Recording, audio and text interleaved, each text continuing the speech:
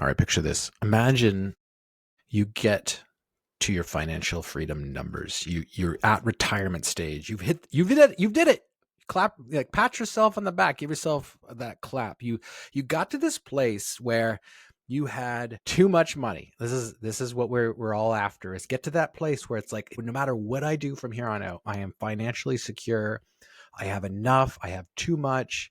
And now it's like, okay, if I'm here, what do I do with the money knowing I have too much? And how do I pass it on without Canada Revenue taking a big cut? And that's what we're talking about here. So we're going to look at I want you to fast forward yourself. It's likely that you're not there yet or you're close. And when you get there, I want you to put yourself in the position of this couple that we just got off on a call with. They're already there and they're trying to then structure now some of their pieces to reduce the amount of tax that they're paying, structure their assets to pass on, to leave the legacy, and do all of this and make sure that it's setting themselves up and keeping themselves going, but also setting their next generation up. And why this is important to you listening right now is because you're going to get there. And when you get there, you want to know what to do and what could you be doing now to start planning for that time. Because I think we've talked about this in the past before, is that we all structure, and what are the optimization moves? What are the vision planning moves? What are all the moves I need to make now to hit my financial freedom numbers? But when I get there, it's a whole different ball of wax. And now what we want to do is know what those things are. So Kyle, let's get into it. We talk with Raj, we talk with Anika.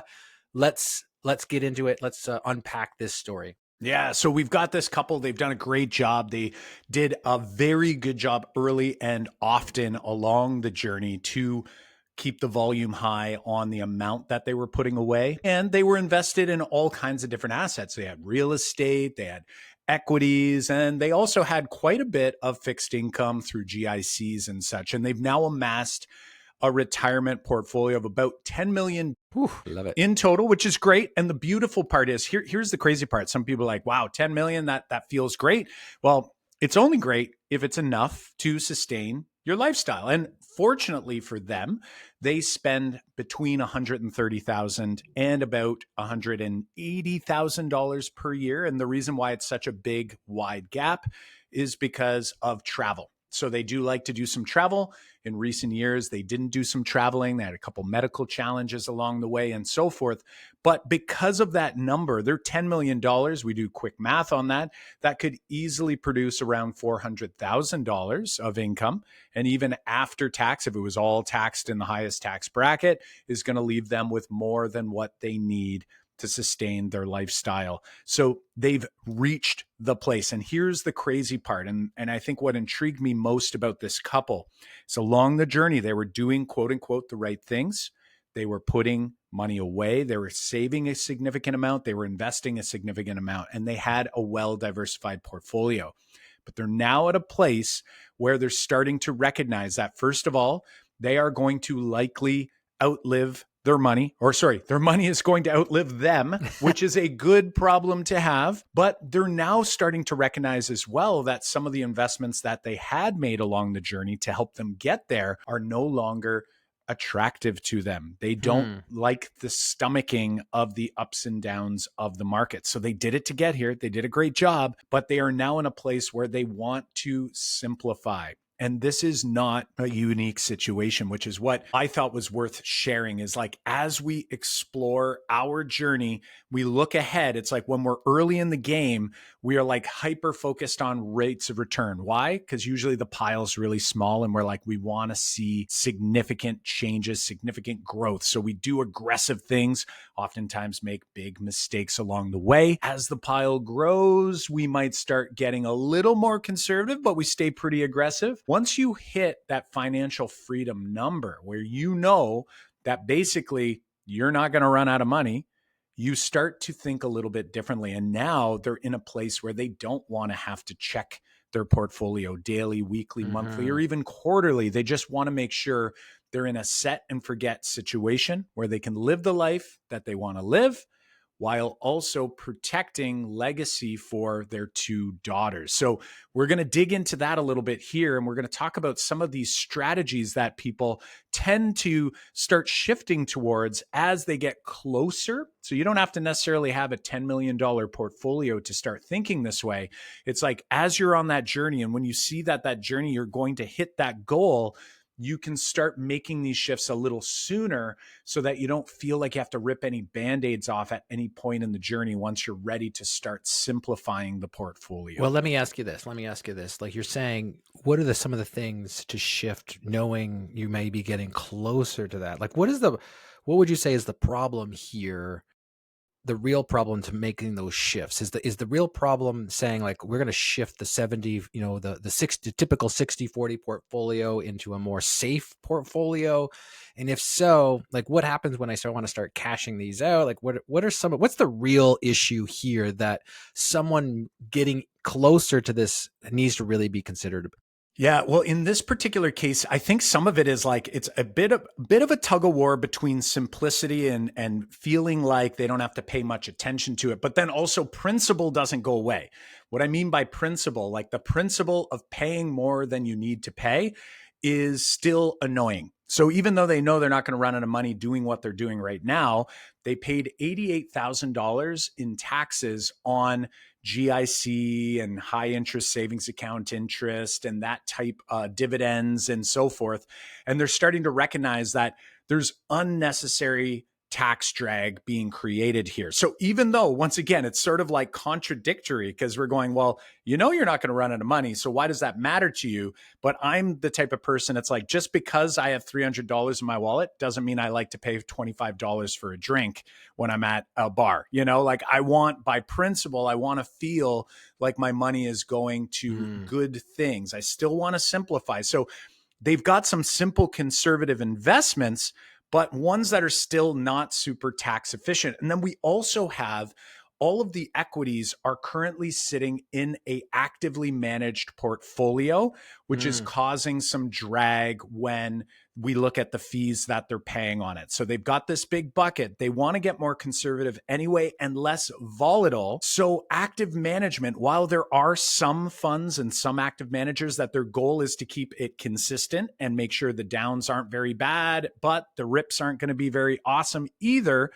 they're looking at it going like, whatever we want to keep in the market, we'd rather do it in more of a passive sort of ETF type strategy. So we've got some challenges though, because as we shift these around, specifically the actively managed portfolio, we are now kind of fighting with the crystallization of capital gains that right now are unrealized and not taxed, but we're going to be shifting to taxing those capital gains and anything in the unregistered or in the corporate investment accounts. Right. Because if you're trying to shift, you now have to liquidate and then move into a new asset or an asset class. And so now all of a sudden it's like, I have never sold since I bought into these over the course of these years, because it was, let's say, a mutual fund or a managed fund. And now I got to liquidate to move it over into an ETF.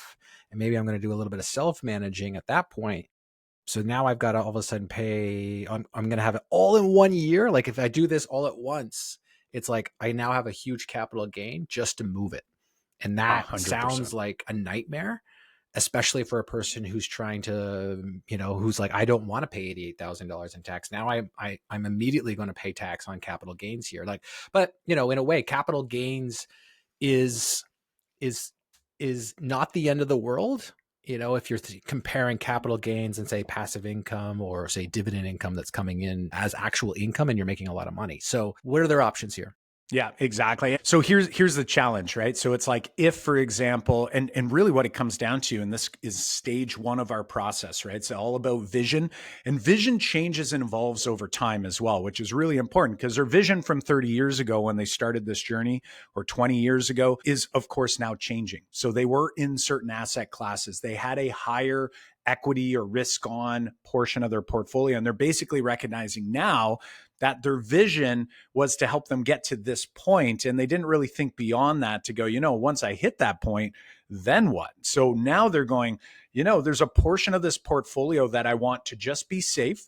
And ultimately, as they articulated to me, they said, I want to be able to essentially have something that I know will not go up or down too volatile, and therefore could sustain our lifestyle just on that portion of the portfolio. And I'm going to argue that's about 50% of their portfolio currently. They have another half of their portfolio that they could keep into equities. They could keep into risk on assets. However, the wife of this couple is sort of going like, she just doesn't like that at all. Like, she wants to get completely risk off. Husband wants to keep some in risk on. He's been managing a lot of the investment decisions to date. So what we need to do is we need to figure out, what is the priority? Is it getting volatility out of our life? If so, we might have to pay for ripping a Band-Aid off to get things out of, say, equities and realize that capital gain. Like, is that worth it for you in order to get the peace of mind you're after? Right. I can tell that the husband, it's not worth it to him. To the spouse, it might be worth it to her. So now we have to decide, like, what does that look like and sound like? And somewhere we can meet in the middle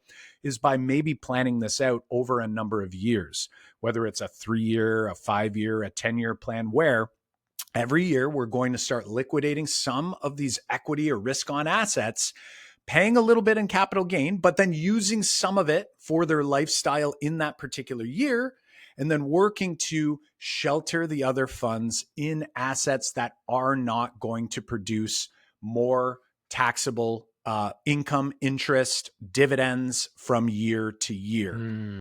So assuming we make this plan here, they still want to keep some in the markets. It might not be as heavy equity or heavy growth, but they still do want to keep equities, probably more blue chip like ETFs.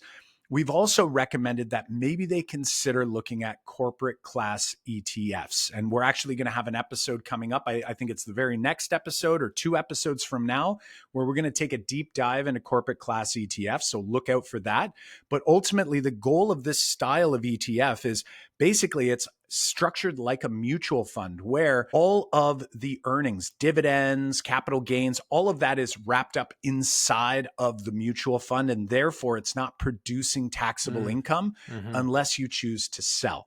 Right. And that's where you'll see a capital gain happening into the future. So if we can slowly transition some of these equity assets from the managed portfolio that they no longer want to pay high MERs on, and we slowly move it into these corporate class ETFs, which don't necessarily have to have high MER fees either, right?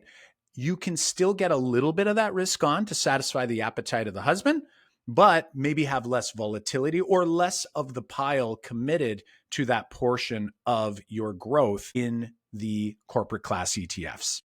Well, talk to me about this transition. Talk to us, because it's like, let's say I'm listening right now and I'm like, wait a minute, why slowly? Let's say I liquidate all now, since it's capital gain. Aren't I just going to pay the capital gains tax at, whatever the current rate is right now, and it gets taxed at that? But then wait, that's going to be income for me.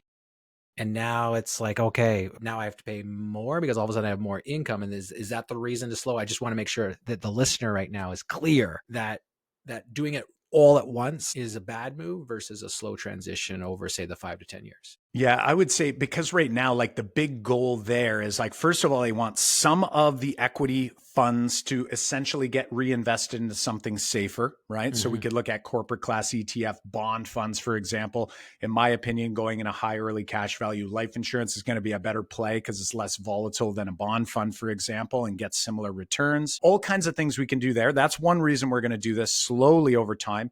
But then secondly, if we do rip the Band-Aid off, and there is a large capital gain, which they do have on some of these assets over time, what you're trying to do, the husband's trying to minimize the MER, which is like 2.5%, something like that. In order to save that amount, he's going to get taxed on the entire capital gain. Well, 50% of the capital gain at his current tax bracket. So right, rather than doing that big rip the Band-Aid off to save a small MER from year to year, which again can add up over a significant number of years, we'd rather pick some sort of shorter to medium term timeline so that you do need a certain amount of income anyway to live. So let's take that as our income. Let's take other portions, other little bits of it, and start to reallocate it into these corporate class ETFs like we've described. They've also been looking at, because they have a large a large high early cash value policy on their own lives, and they're now older now, they're starting to look at anything they want to put into fixed income. So that 50-ish% of their portfolio, they're thinking about starting to structure it on their daughters' lives. They'll Mm, continue to own these policies. So they'll fund them, they'll own them. They will be part of their net worth, which means they can borrow against them for opportunities if the market tanks. And I have a funny feeling the husband says he wants simplicity, but like when the market tanks again, he's going to want to get back in there. Like I can just tell. The right. wife, on the other hand, she just wants simplicity. She doesn't want to see volatility or anything. She just wants to know that they'll be good and their daughters will be good at the same time. So this is like this slow, gradual transition. We have to pay some tax every year because they need to get that $130,000 to $180,000 of income for their lifestyle. Hmm. That's after tax, by the way, right? So, it's a good chunk of change that they're going to need to build for themselves. So why not start taking it from that active portfolio while at the same time taking a little bit more each year to start shifting it into these other asset classes? Again, the Mm, corporate ETFs, the corporate class ETFs, I should say, as well as any high early cash value insurance policies that they might want to open up on their two daughters. And what we're going to start to see is a portfolio that's more like 70 to 80% risk on, and it's going to slowly work its way down to about a 50-50 split. Now, mm, the wife wants it to go all the way to 0% equities and 100% fixed income. However, I'm arguing that, hey, listen, as long as you can survive on this fixed income portion, let's keep that portion your safety net. Let's keep it as your financial foundation, but let's also keep some of this money in risk on, because that's just going to help your legacy in the long run, specifically to help out their two daughters when they do move on to the next world, hopefully right. decades from now. Right. So the 50, let's assume for a minute it's 50-50. So we're going from the 70-80 down to 50-50. In the asset classes where they're shifting into is we've got a portion that it would be good for them to be moving into high cash value life insurance, whole life insurance in the daughter's name. They're the owners, but now you're building the cash value in those policies when, say, they pass, the ownership will pass to the daughter. So in essence, what you're doing is you're transitioning your wealth into and passing it to your children, your heirs, by using this technique. We're doing this with our own families. It's transitioning that wealth this way. It's going to build, like you said, like that fixed income portion of the portfolio, but now it will be on the kids' lives, and then they will have access to that, own that policy and contribute to it, or help. Basically, you have now that asset passed into the heirs. And then the other portion you've got here in terms of, maybe we're looking at, say, corporate class ETFs, but some sort of ETF where you're not pulling dividend income, you're not pulling any sort of income, because you don't want to pay the tax on that. Like, what can we do here? And then we can defer any capital gains down the road from that asset class. So slowly shifting from out of the managed funds to reduce that percentage, the MER percentages that you were paying, and then move it over into these two classes here. And then you're also probably saying, well, might as well shift the other 50% out of that managed fund and put it into, say, more risk on at the self-managed level. Yeah, exactly. And when you're self-managing, when you pick an ETF, for example, you could pick an S&P 500 corporate class Sure. ETF, for example. So you might have had a very similar style portfolio at the active managed fund over here. If your goal is to slowly move away from that, doing it little by little is going to be helpful. You'll then be putting it into another asset, lower fees, still have some risk on, and you'll still be essentially creating yourself a little bit of that income from year to year. The other benefit that you'll see is that, sometimes, like, let's pretend, for example, that the active portfolio has $5 million of value there. Okay. A lot of people immediately assume it's like, oh shoot, if I pulled 5 million out, that I have to pay tax on all 5 million. But really has to do with how much did we actually put in? So what's my cost basis? How much did Mm-hmm. I already contribute myself? That money gets to come back to you without any further taxes. And then there's going to be a capital gain. So the bigger the capital gain, the more tax, issue that you have trying to get this money out. So let's assume that they had started with 2.5 million. and it's grown to 5 million. There's $2.5 million of money there that they can slowly pull from year to year without any sort of gain to be had, meaning they won't have any tax on that. So you can take a good chunk of that portfolio of the cost basis slowly out and start putting that into your corporate class ETFs or into this new high early cash value policy on the daughters. You can do some of these things immediately and then slowly trickle out some of the others. Some choose to take a little bit of a gain and a little bit of a return of capital each year so that you can spread out those dollars further and longer, which allows us not to have to dip into some of these other taxable buckets that will cause taxes along the way. But ultimately here, for this particular couple, the reason, big ideas that we want people to have here is that your goal, it's funny because a lot of people will say, I am this type of investor. And I want people to constantly be thinking about that's the type of investor you are today. And it shouldn't be the same necessarily every single day for the rest of your life, because things are going to change and your goals are going to change along the way.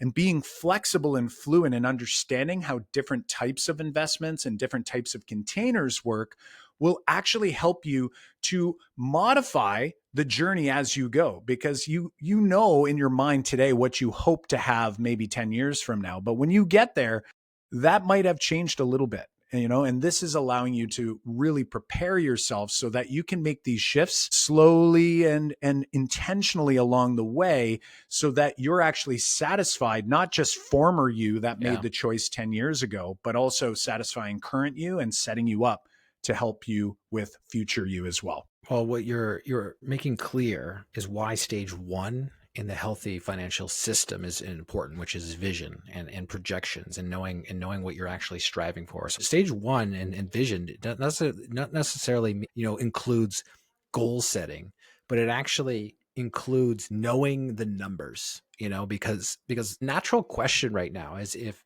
Raj and his spouse, I blanked on the name right there, but Raj and his spouse, for them to know, like they're at the point where they're now making it. But if you're listening, you're like, I want to preempt that. I want to when is the right time for me to start making that transition? Because if I wait, maybe all of a sudden I'll lose the drag. Like I have more drag than I need to. And if there's an optimal point where if I know I'm at that point, then I can start transitioning more funds in these ways into, say, the high cash value life insurance on my children. It's because I know I'm not going to need that money, or into these tax efficient buckets because they're not in that right now.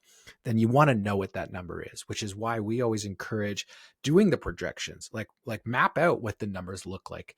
Get your spreadsheets out. I know that if you're like, oh my gosh, I don't even like looking at spreadsheets. We do.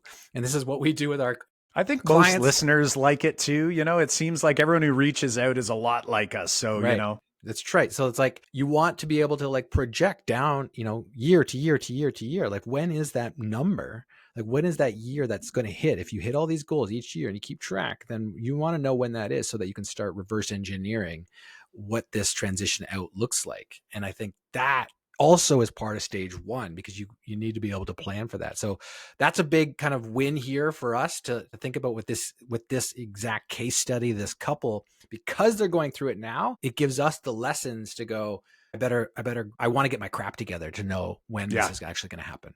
Well, and I think that you did a good job there, like highlighting that they're actually doing really well in the first stage. So this vision, like they understand what it is they really want. I know 10 years ago, if you asked me whether I would have as many conservative or foundational assets in my portfolio, I would think you're crazy, right? Like I was just buying real estate, trying to get that pile up. The reality is that things are going to shift along the way. So everyone's a little bit different. And also as your risk, if you're a business owner specifically, increases, you tend to start this journey a lot earlier, meaning you keep more money liquid. So when we look at stage two here, they're doing a really great job with their wealth reservoir. We didn't talk about it much, but they do have a high early cash value policy in place already on their own lives.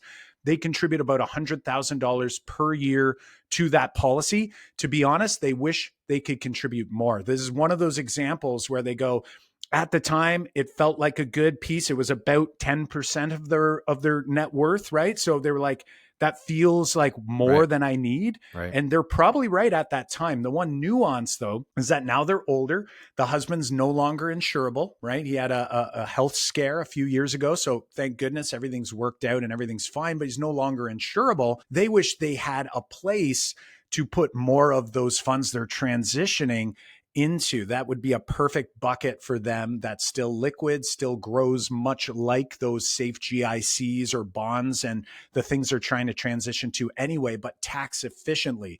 So they've done a great job there. And the beautiful part is they're already looking to open additional policies to make up the difference by putting them on the daughter's lives, but holding on or maintaining the ownership of those policies. So good for them on that. When we look at stage 3, they're doing amazing. Like they picked a great strategy. They had a lot of risk on earlier in the journey. 78 to 80% was risk on.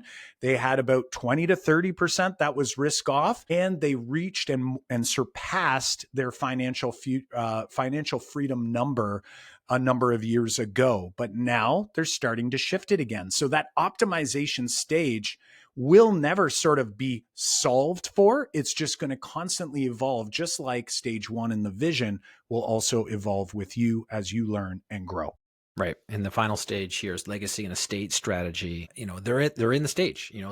They've been planning for this. So some of their strengths, they have a whole life policy in place, like you just mentioned. But they're also committed to transferring that to their heirs, their children, which is an important part of legacy and estate planning, so that you're doing it optimally. They've got a great strategy moving forward with the idea of their own policies there, but also moving their policies into or owning policies on their children's lives. So that's an important part. The other part of, say, this legacy estate strategy is that idea about shifting their assets out of one class into another because of that tax drag that they were occurring. So those corporate class ETFs is an important part of that work. So good work overall here on all 4 stages of their financial planning. Again, the important part of what we're trying to share here today is, if you're there, you want to be assessing yourself around these, you can always go to our assessment over at canadianwealthsecrets.com/pathways. Take the assessment. You can see what stage and what moves you need to be making at those stages. But like I was saying, the important part here is, if you're not there, is what you want to be doing, what you want to be structuring, what are the numbers that need to look like, what are the 4 stages look like, so that you can actively plan for optimizing at each stage. That's beautiful, my friends. And if you're looking for a conversation to discuss this idea or any other part of your holistic wealth building plan, you should reach out to us over at CanadianWealthSecrets.com/discovery. And we'll be chatting about you and your current vision and that future vision in no time. Just a reminder, the content you heard here today is for informational purposes only. You should not construe any such information or the material as legal, tax, investment, financial, or other advice. And one more reminder, Kyle Pierce is a licensed life and accident and sickness insurance agent and the president of corporate wealth management here at Canadian Wealth Secrets.